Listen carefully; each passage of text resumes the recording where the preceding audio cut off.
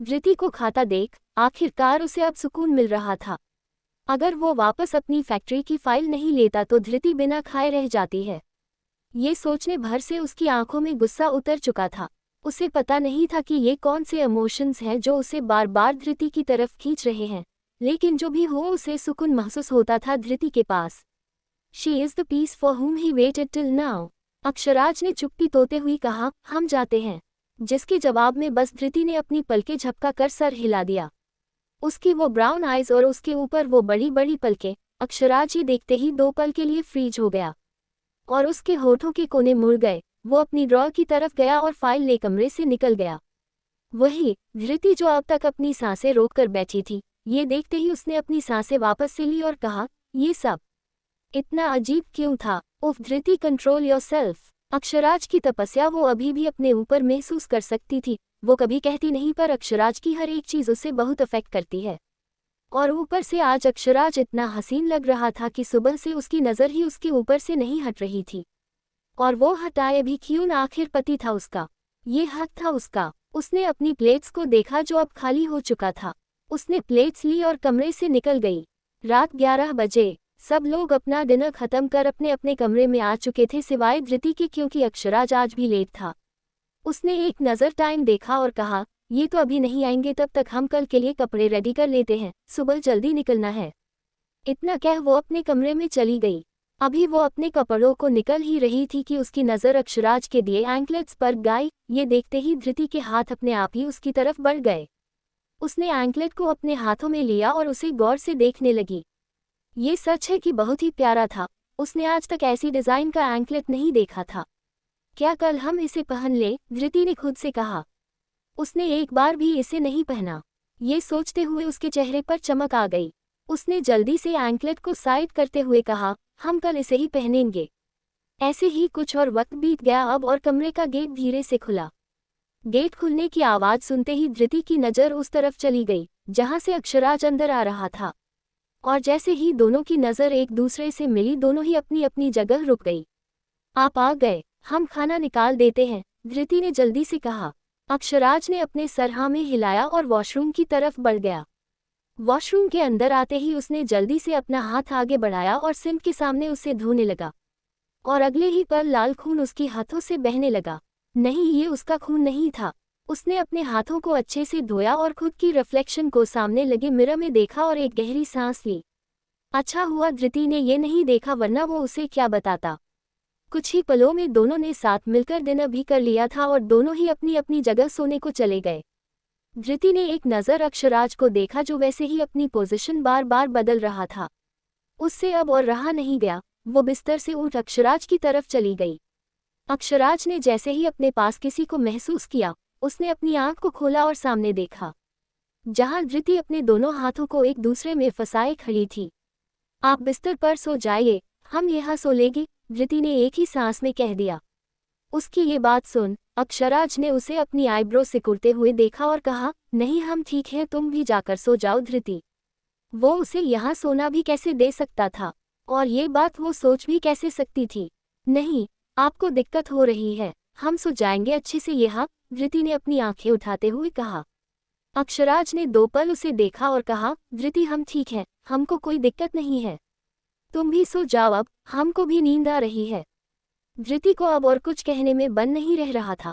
वो समझाए भी तो कैसे इस इंसान को। उसने एक नज़र अक्षराज को देखा जिसने अपनी आंखें बंद कर ली थी। ये देख धृति भी अपने बिस्तर की तरफ बढ़ गई और अपनी आंखें बंद कर सो गई। वही उसके सोते ही अक्षराज ने अपनी आंखें खोली और धृति का मासूम चेहरा देखते हुए कहा, तुम्हारी हर एक तकलीफ मुझसे आकर गुजरेगी, मेरे होते हुए तुम्हें कोई छू भी नहीं सकता धृति। अक्षराज को पता था कि वो क्या कह रहा है और ये इमोशंस उसे किस तरफ ले जा रहे हैं। ये एक तबाही की शुरुआत थी, ये वो बखूबी जानता था, फिर भी उसके चेहरे पर एक हसीन मुस्कान थी। If she was the pain he did not wish for cure. गुना गुना गुना। सुबह का वक्त। अक्षराज अपने सफ़ेद और गोल्डन लेस कुर्ते और धोती में बिल्कुल कमाल लग रहा था। उसके गले में सोने की चेन और हाथों में कड़ा उसके ठाकुर होने की पहचान बता रहा था। उसके कर्ली हेयर्स उसके माथे को हल्के हल्के छू रहे थे। उसकी नज़र कमरे के वॉशरूम के गेट की तरफ थी, जो कब से बंद था। वो धृति का इंतजार पिछले 15 मिनट से कर रहा था। लेकिन धृति मानो बाहर आने का नाम ही नहीं ले रही थी। अक्षराज ने फिर से एक नज़र वॉच की तरफ देखा और वापस वॉशरूम की तरफ देखते हुए खुद से कहा, हमको उसकी मदद करनी चाहिए, क्या पता धृति को कुछ मदद चाहिए हो।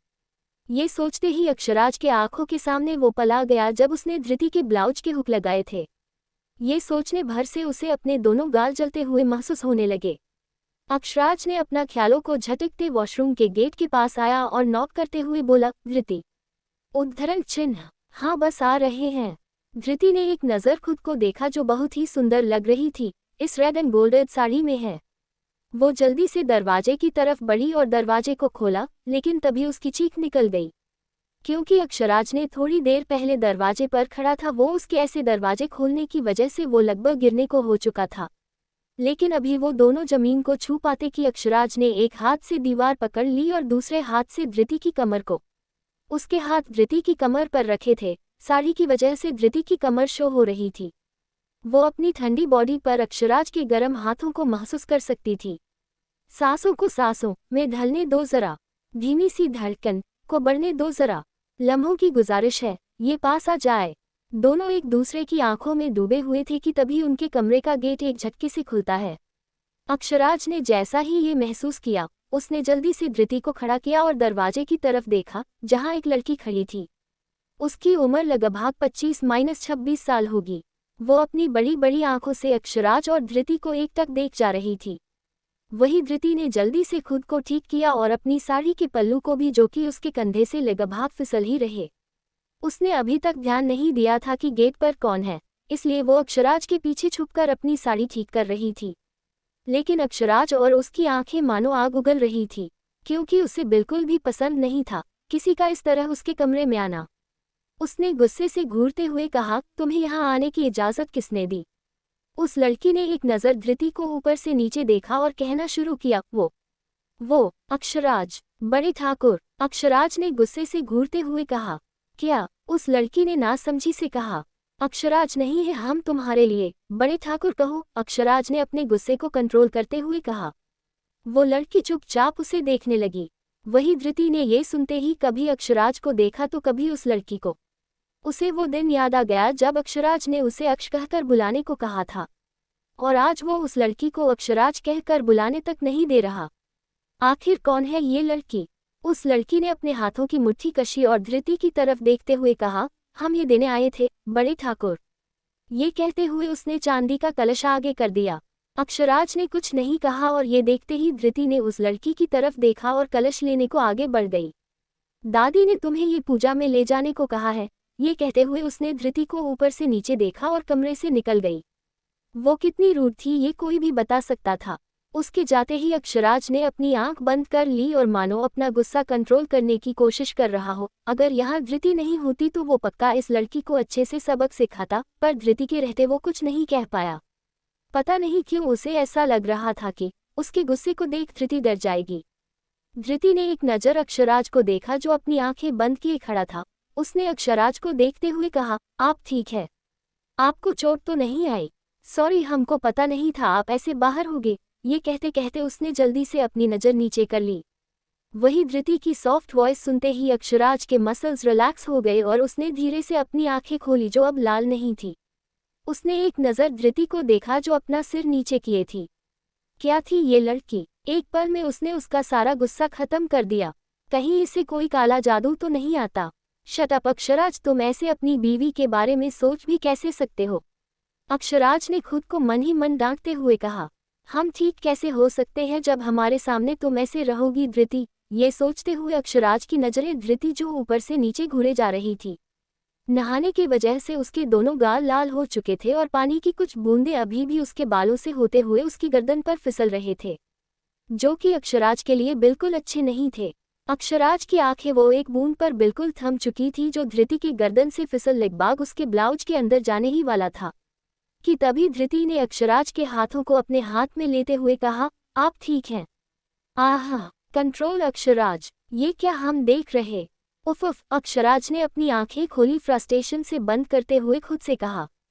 वही अक्षराज को ऐसे देख धृति के चेहरे पर डर नजर आने लगा था। उसने डरते हुए अक्षराज से दोबारा पूछा, आप ठीक है ना? अक्ष, आई हैव सीके। नहीं, हम बिल्कुल ठीक नहीं हैं, और जब भी तुम ऐसे हमारा नाम लेती हो हमारे अंदर एक अजीब सी फीलिंग आती है। आह, ये हमारे साथ क्या हो रहा है? अक्षराज ने फिर से अपने मन में कहा। ऑफकोर्स वो ये बात ऐसी धृति को नहीं बोल सकता था। उसने एक गहरी सांस ली और धृति की तरफ देखते हुए कहा, हाँ, हम ठीक हैं, तुम तैयार हो जाओ, हम नीचे इंतजार कर रहे हैं। इतना कह वो बिना कुछ सुने कमरे से निकल गया। उसको ऐसे जाता देख धृति ने खुद से कहा, इन्हें क्या हुआ? अभी तो ठीक थे। यही सब सोचते हुए वो जल्दी से तैयार होने लगी। गुना गुना गुना। हॉल में अक्षराज ने सोफे पर बैठी हुई मालती जी का आशीर्वाद लिया और कहा, दादी आने में शायद देर हो जाएगी तो फिक्र मत कीजिएगा। अरे हम काहे फिक्र करेंगे जब अक्षराज ठाकुर हमारा पोता है।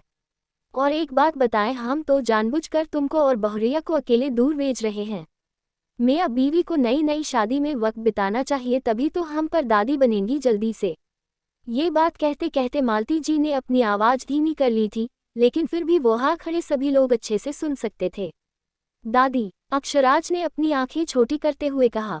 दादी तो ऐसा कह रहा है मानो हमको कुछ पता ही नहीं। सब पता है हमको अक्षराज ठाकुर, हमने भी कभी बेगूसराय की गद्दी पर राज किया है। मालती जी ने हंसते हुए कहा। मालती जी की ये बात सुन सीमा जी के चेहरे पर छोटी सी स्माइल आ गई थी। वो आज बहुत खुश थी, आखिर अक्षराज के चेहरे पर सुकून जो देखा था उन्होंने। लेकिन अक्षराज, उसके दोनों गाल और कान लाल हो चुके थे। मालती जी की बात सुन उसने अपना गाल साफ करते हुए कहा, हम बाहर जीप निकलते हैं। उद्धरण चिन्ह। इतना कह वो अभी जैसे ही मुड़ने को हुआ कि तभी उसे मालती जी की आवाज आ गई, बहुरिया तुम। उद्धरण चिन्ह पूर्ण विराम। अक्षराज ने जैसे ही धृति का जिक्र सुना वो जल्दी से पीछे घूम उसे देखने को हुआ, लेकिन ये क्या? धृति कहाँ है? अभी वो ये सोच रहा था कि उसे मालती जी के हंसने की आवाज आई। हाँ, क्या हुआ? अक्षराज ठाकुर, किसको ढूंढ रहे हो? मालती जी का सवाल सुन अक्षराज ने अपनी आंखें बंद कर ली और जल्दी से वहां से चला गया, वरना आज वो पक्का पागल हो जाता। जहां सबके चेहरे पर खुशी थी, इस बीच कोई था जिसके चेहरे पर गुस्से ही गुस्सा झलक रहा था। ये और कोई नहीं बल्कि रानवी थी, जो अभी कुछ देर पहले अक्षराज के कमरे में गई थी। वो सीमा जी के पास खड़ी चुपचाप सब कुछ देख रही थी।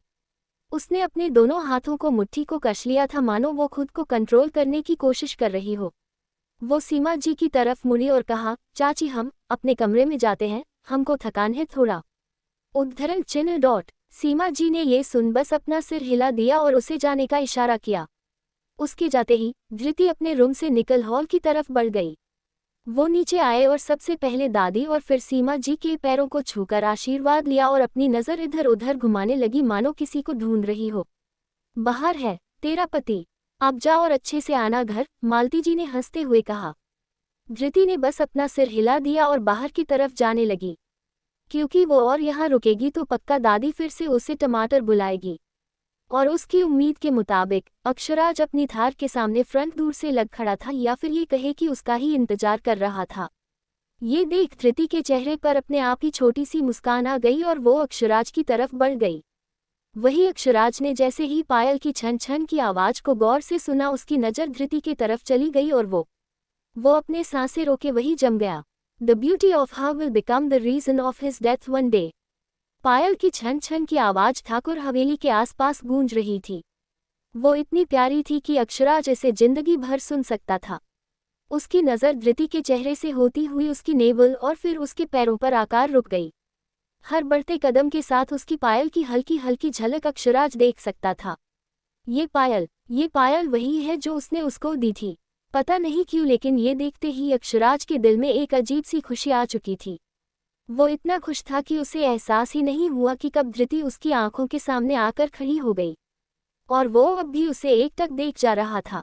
आक्ष, धृति ने अक्षराज से कहा। पता नहीं वो कहाँ इतना खो गया था कि उसे वो देख ही नहीं रही।